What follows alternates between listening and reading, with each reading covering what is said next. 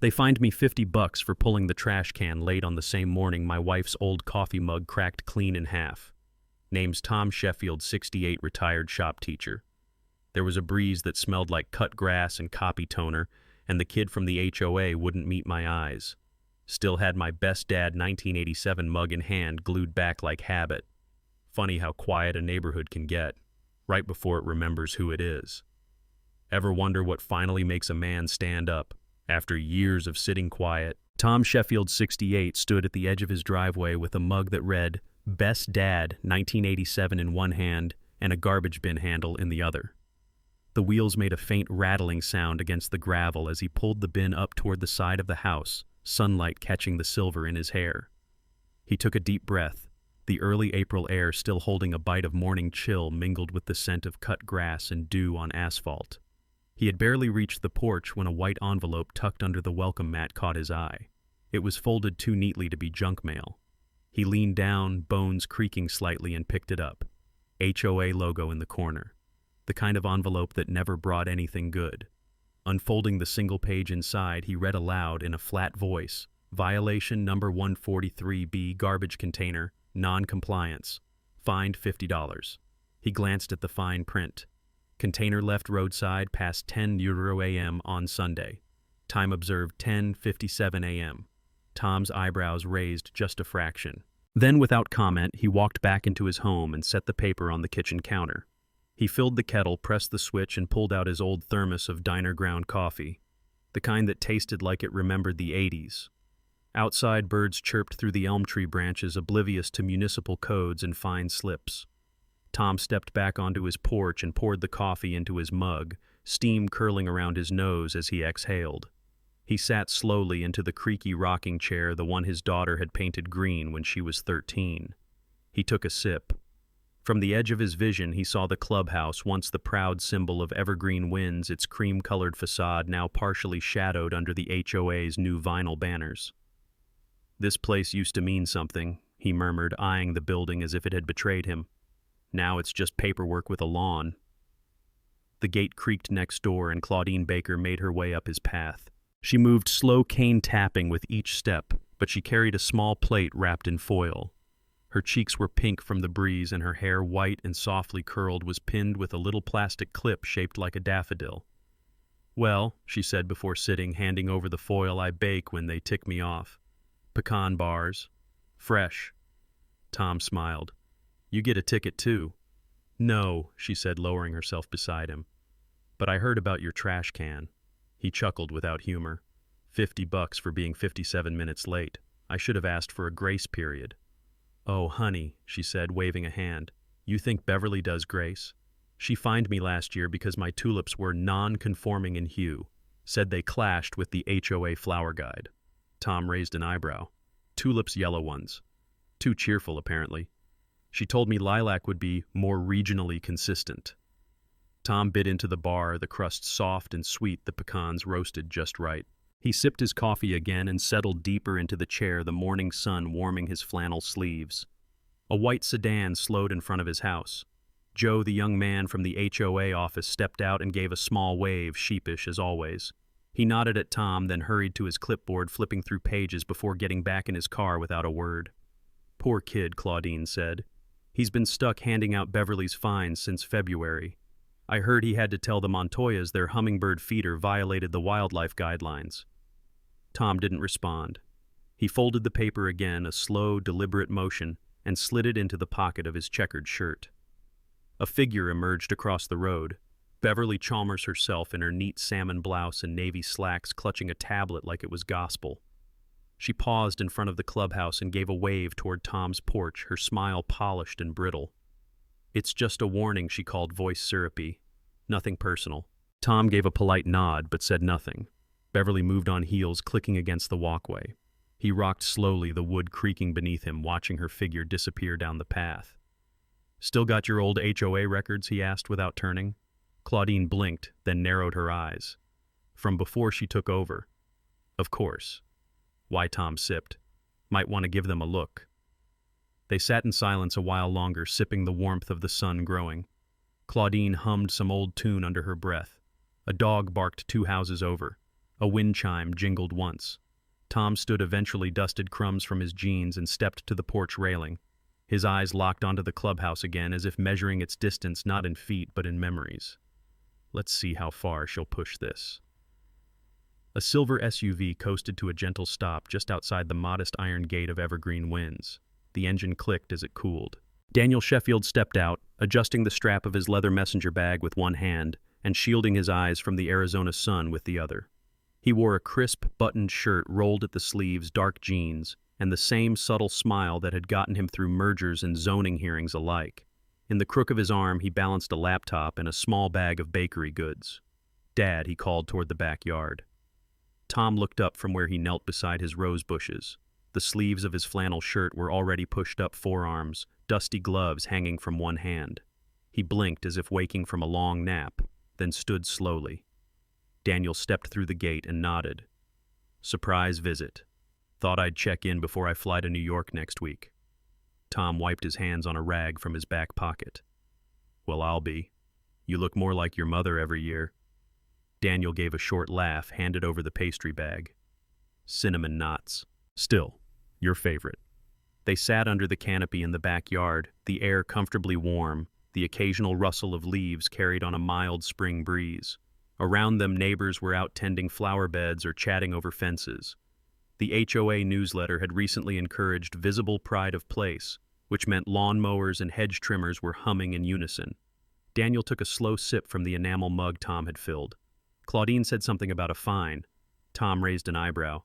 $50 for leaving the trash out too long." Daniel smirked. $50 for trash. Did you at least get dinner with that?" Tom didn't reply, just gave a thin smile and picked a leaf from the patio table.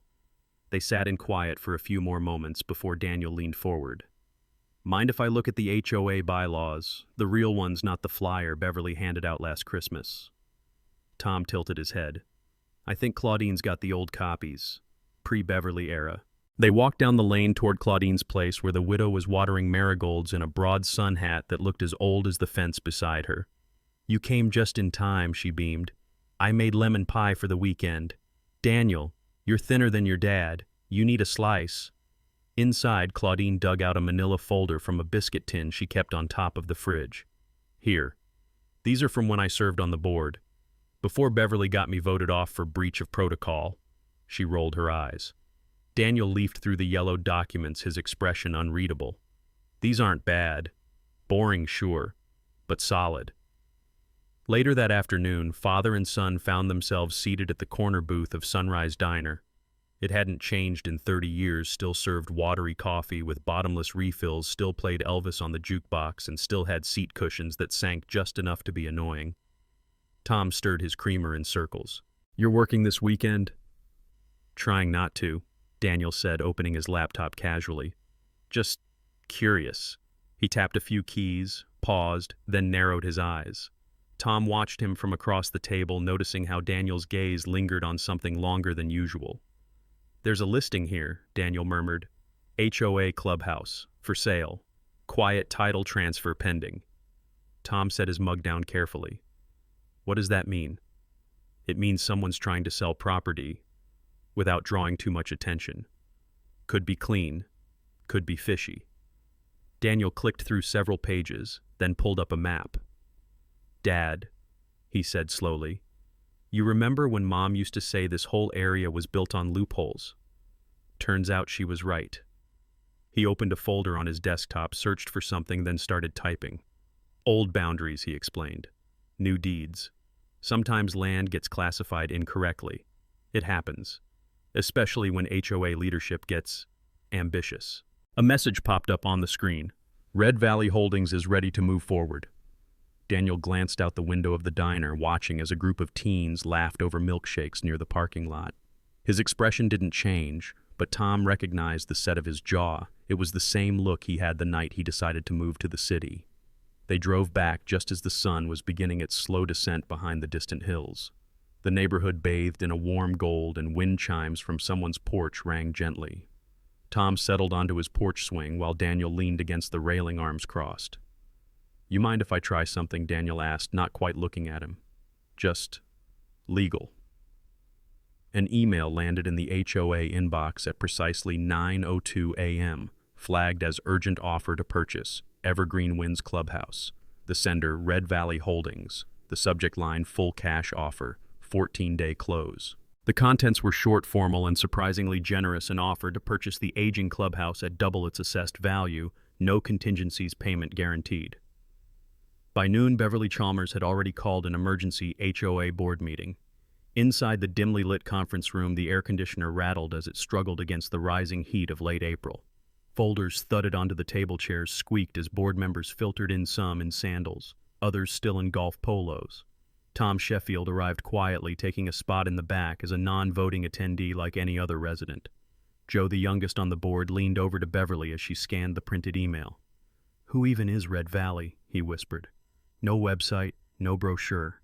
Beverly pressed her lips together. "They wired a deposit with the letter. That's not nothing." Tom watched from his seat, arms folded. The clubhouse smelled faintly of carpet cleaner and lemon oil. The bulletin board behind Beverly still advertised last month's spring cleanup day, complete with smiling clip art of garbage bags. "We all know this place is bleeding maintenance funds," said Ed Hopkins, a retiree who once managed a car dealership. "Leaky roof. HVAC's older than my Buick. We keep patching and patching." Linda, who oversaw landscaping, tapped her pen thoughtfully. "With that money, we could finally redo the irrigation system, maybe even bring back the summer festival." There were murmurs of agreement. Only Claudine Baker frowned deeply. "I don't like the speed of this," she said. "And I don't like that we don't know who's behind it." "We'll retain access to the community rooms for 6 months," Beverly assured.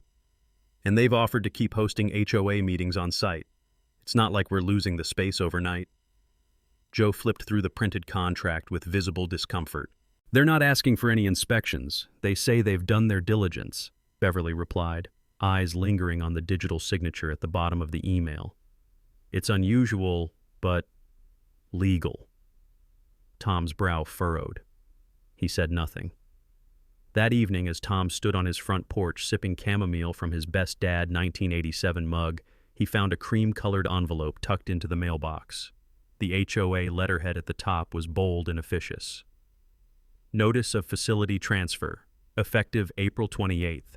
The Evergreen Winds Community Clubhouse will undergo ownership transition to Red Valley Holdings. Access may be restricted for maintenance and legal processing. We appreciate your cooperation during this exciting development for our community." Tom let out a slow breath through his nose. He lowered the letter, the warm air brushing his face.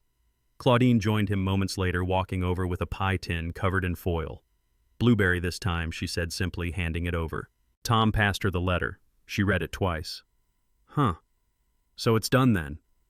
No dates for meetings. No town hall," Tom said. "Just a letter. They must have held a vote." "They did." He nodded toward his porch chair. 5 members. 3 in favor. 1 hesitant. 1 worried about festival permits. Beverly read the contract twice. Tom replied. Had a fan on high and her reading glasses pushed halfway down her nose. Claudine frowned. "It's too neat."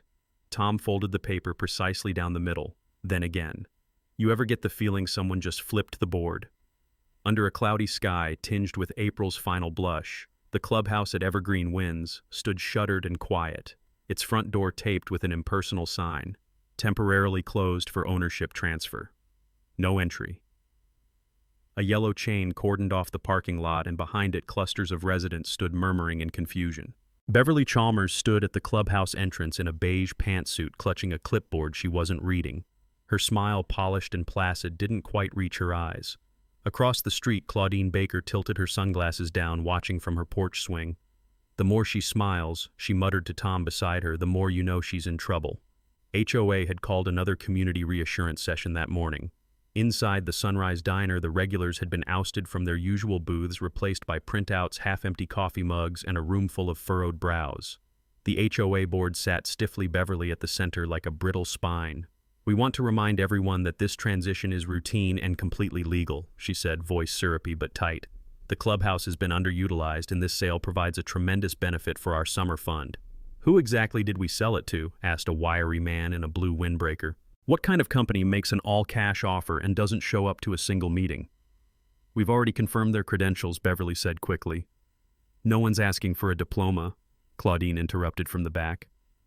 We're asking who they are. Joe, seated beside Beverly, cleared his throat nervously. Red Valley Holdings. Their representative declined to attend in person but assured us they don't have a website, someone called out. I checked. Murmurs rose again. Beverly's fingers tapped once on the table. That's enough speculation, she snapped. Let's stay on topic. But the topic was already lost. Claudine was walking from house to house later that day, clipboard in hand, gathering signatures for a formal petition to audit the HOA's finances. Tom, you signing? She asked as he opened his front door. He nodded, pen already in hand, more out of curiosity than hope. As she turned to leave, Claudine added, We've got half the block already. People don't like secrets in Arizona. Meanwhile, Beverly sat hunched at her kitchen table, blinds drawn. A second cup of untouched tea cooled beside her tablet as she flipped through the digital contract again. Something in the attachment list tugged at her mind, an absent exhibit, perhaps. An HOA member had emailed earlier saying the copy they'd received was missing the community access commitment page, a page Beverly swore had been there. Her fingers hovered over her keyboard. She clicked open her email and composed a new message. To Tom Sheffield. Subject, private discussion body. Would you be willing to meet just us regarding recent events? The reply came 2 hours later. Short, final. Anything you have to say to me, say it at the next meeting. Tom poured himself another cup of coffee that night and stepped onto the porch. A chill rode the wind. He sipped slowly, eyes lingering on the clubhouse across the street, dark now, its windows blackened with tape.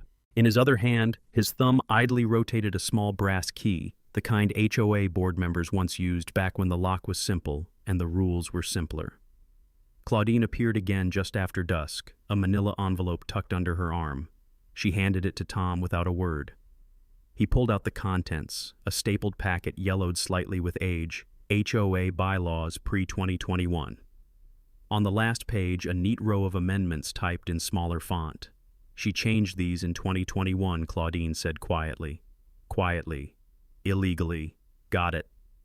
I'll now begin writing Chapter 5 using the exact hook and cliffhanger following all the requirements of Prompt 5 and D1. Please give me a moment to complete it. The special meeting began just after 10 a.m., beneath a cloudy May sky that couldn't quite decide whether to rain or relent. Folding chairs dotted the lawn in front of the now reopened clubhouse. Over 50 residents had gathered, some wearing sun hats, others sipping from travel mugs, murmuring with the buzz of something unusual, maybe even hopeful. At the front, Tom Sheffield stood quietly with his hands clasped behind his back. He wore a faded plaid shirt, slightly too large, a birthday gift from his late wife years ago. Daniel stood beside him, calm hands tucked into the pockets of his slacks. Tom gave him a small nod and said low enough that only his son could hear, "Let's keep it decent. But let's end it." Daniel nodded once and stepped forward. "Good morning," he began, voice steady and clear. "My name is Daniel Sheffield. Some of you know me as Tom's son. What you may not know is that I'm the CEO of Red Valley Holdings." Gasps rippled through the crowd. Beverly, standing near the left edge of the front row, froze mid-sip of iced tea. Her lips parted slightly, but no words came. Daniel continued. "Last month, my firm submitted a formal offer to purchase this community's clubhouse. That transaction is now complete. But today I'm not here as your new landlord. I'm here to return this property in full to the people who built this neighborhood." He turned, lifting a folder from the podium and holding it aloft. "The title has been transferred to a new community trust, Sheffield Commons. Ownership is now collective. You, the residents, are the stakeholders. There's no mortgage, no liens, and no rent." A stunned silence blanketed the lawn. Daniel opened the folder and set a laminated map on the easel beside him. "We've updated the layout slightly. The old game room will be reopened with new seating for seniors. We're adding benches under the shade trees, and there'll be a small playground installed next to the walking path." Someone in the back began clapping, then another. Within seconds, the gathering turned into a wave of warm, spontaneous applause. Beverly stepped forward abruptly, her mouth tight. "This is absurd," she snapped. This was a hostile acquisition. We were misled. You never disclosed your identity." Daniel kept his voice measured. Everything my firm did was legal, Mrs. Chalmers. We followed every HOA rule as written, including the ones revised in 2021. Claudine stepped up beside Tom, holding a copy of those very revisions. That's the year you gave yourself sole authority to approve contracts under 25,000 Beverly. Beverly's eyes darted wildly. This is manipulation. You're outsiders. You don't understand how HOA governance works. A man near the front raised his cane slightly. You fined me for a bird bath.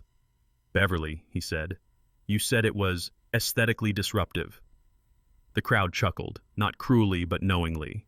Beverly's voice rose in pitch. You think this is a game? You think you can embarrass me and rewrite the rules? No one responded. She threw her arms in the air and stormed through the crowd, knocking over an empty chair with her heel. Enjoy your playgrounds, she hissed. This whole thing is a sham. Her car door slammed hard enough to silence even the birds. Tom remained still as the engine peeled out. Beside him, Claudine adjusted her sun visor and said softly, That's the last we'll see her on that throne. Under a soft May sun, a new kind of quiet had settled over evergreen winds. Not the tense, tiptoeing kind that had ruled the past months, but a gentler hush, like after a spring storm when you could finally hear the birds again. The email arrived just after sunrise. No farewell, no apology, just a plain text subject line, effective immediately, resignation. Beverly Chalmers was no longer president of the HOA. 3 hours later, a follow-up came from Joe and 2 other board members citing personal reasons for their immediate departure. No one was surprised. Tom sat at his usual booth in Sunrise Diner, sipping 99-cent coffee and watching the corner TV flicker through muted local news. He shook his head with a quiet smile. Paper tigers, he muttered. All of them. Across from him, Claudine scribbled into her leather-bound notebook between bites of biscuit. They made noise, not roots, she said. We're rewriting the charter tomorrow. By week's end, the old HOA board had formally dissolved. A community vote was held on the lawn in front of the newly christened Sheffield Commons. Residents sat on folding chairs and passed ballots with plastic clipboards, most chuckling at the casual civics lesson. Claudine was nominated without opposition. She accepted notebooks still in hand and immediately proposed 3 measures: term limits, spending transparency, and a ban on fines without majority vote. I want this place to feel like home, she said, not a parking violation. Tom was offered a seat as well, but he waved it off. Too old for titles, he said. I'll just water the flowers and mind my porch. That afternoon, he cleared out his backyard shed, a job long delayed. Amid stacks of tools and faded gardening magazines, he found a cardboard box taped tight with masking tape. Inside, a wind chime, a half-finished quilt, and a small plaque etched with his wife's handwriting. Sit. Breathe. Be kind. He dusted it off and tucked it under one arm. At the clubhouse, the newly painted entrance welcomed foot traffic again. Families wandered through the main hall. Seniors admired the shaded bench plans posted on corkboards, and kids peeked at the construction markers for the coming play area. Tom placed the old wooden porch swing just outside the main doors, the one he and his wife had once shared during long desert evenings. He secured it into the fresh mulch and set the plaque nearby. No reservation needed, he told a passing neighbor. First come, first sway. Daniel appeared that evening in a pressed button-down duffel bag in hand. Back to New York, Tom asked. Flight's at 7. I've got meetings, but... Daniel shrugged. You're good here. Really good. Tom nodded, then added quietly, Don't be a stranger. I'll call every Sunday, Daniel said, even if you don't answer. As the sun dipped low, the 2 men stood in silence a while. Then Daniel walked off down the path, vanishing slowly between flowering mesquites and late spring jasmine. Back inside the clubhouse, Claudine stayed behind to lock up. She did a final sweep, her notebook clutched under one arm. On the reception desk sat an envelope, no label, no note. Inside, a single brass key. She held it up to the light. It was Beverly's, the old office key, still warm from a recent hand. Under the soft rustle of a ceiling fan and the smell of paper older than some marriages, Claudine sat alone in the reading room of Sheffield Commons. Her fingertips smoothed over the edge of the envelope. No return address, no initials, just that old, heavy kind of mystery that arrived without fanfare. Inside, a thin stack of papers, neatly stapled, marked in precise block print, meeting minutes. HOA Board, April 2021. Her eyes scanned line by line, posture rigid. A highlight caught her attention. Clause 7A, the line about community assets requiring resident vote, struck through.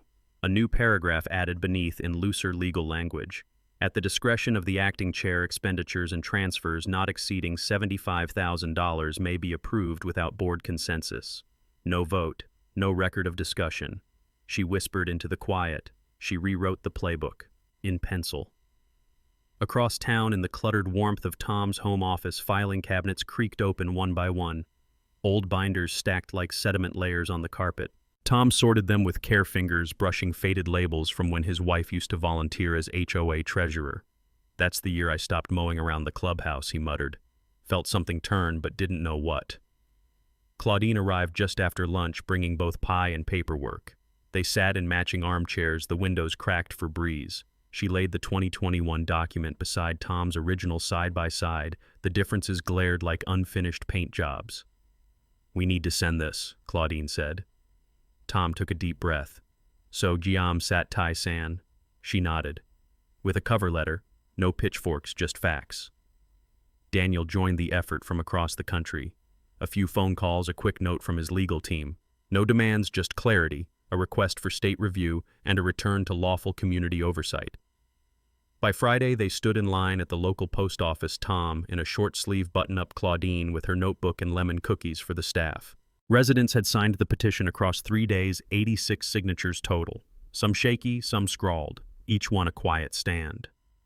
At the front desk, Tom handed over the sealed packet to the postal worker, who smiled and asked, "Want a tracking receipt?" "Sure," Tom said. "Feels like history." Someone snapped a photo. Neighbors standing with arms crossed, a copy of the petition framed in someone's hand. A week later, a letter arrived on Golden Seal stationery. The Arizona State Property Oversight Division acknowledges receipt of community documentation. HOA Evergreen Wens will be placed under review for 6 months. Recommendations forthcoming. Claudine read it aloud in the clubhouse kitchen, her voice steady. A cheer rose from the back hallway where someone had just installed the new coffee machine. That evening, Tom sat on the clubhouse porch swing, a glass of iced tea in hand, watching the sun warm the gravel path. His phone buzzed once, an email. From Daniel Sheffield, subject: "Not just a clubhouse. You didn't just save a clubhouse, Dad. You saved a way of life." Tom smiled, folded the phone closed like an old letter, and leaned back, the wind chimes clinking softly behind him.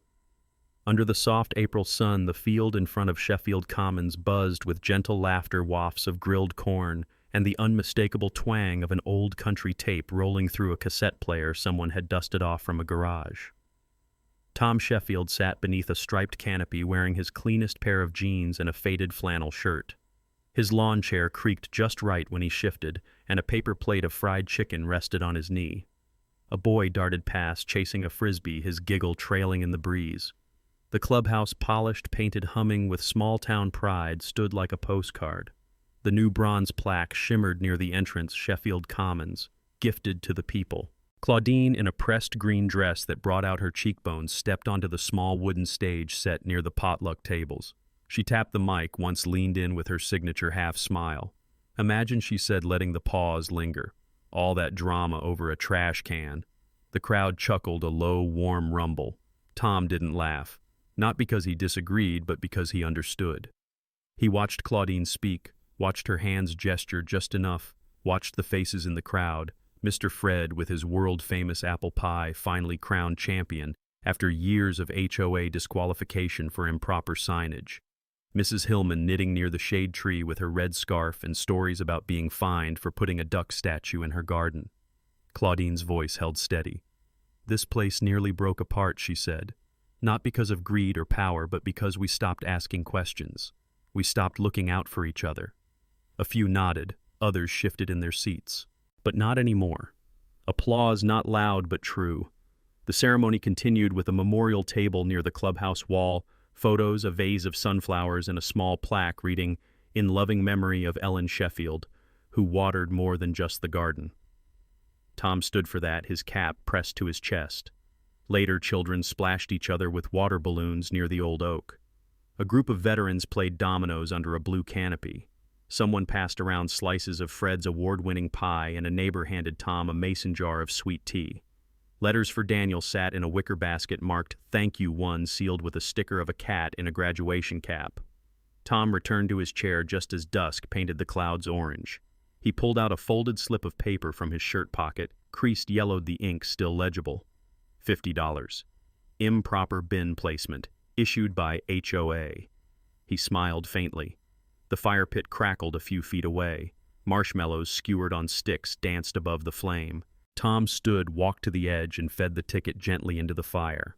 It curled and blackened, then disappeared into orange. He felt someone step beside him. Claudine, holding 2 cups of cider, handed him one without a word. He took a sip, then turned to her. "Let's never go back to silence," he said. She didn't answer, just smiled and let the music swell into the night.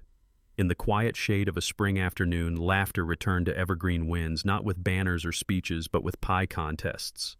Children's footsteps and neighbors talking like old friends again. What began with a $50 fine ended with a community rediscovering its voice, its roots, and the power of standing together. Sometimes it takes a spark of injustice to light the fire of change. When rules become tools for control, they must be met with truth and a steady hand willing to hold the line. Like an old porch light left on through the night, dignity and courage will always guide the way home.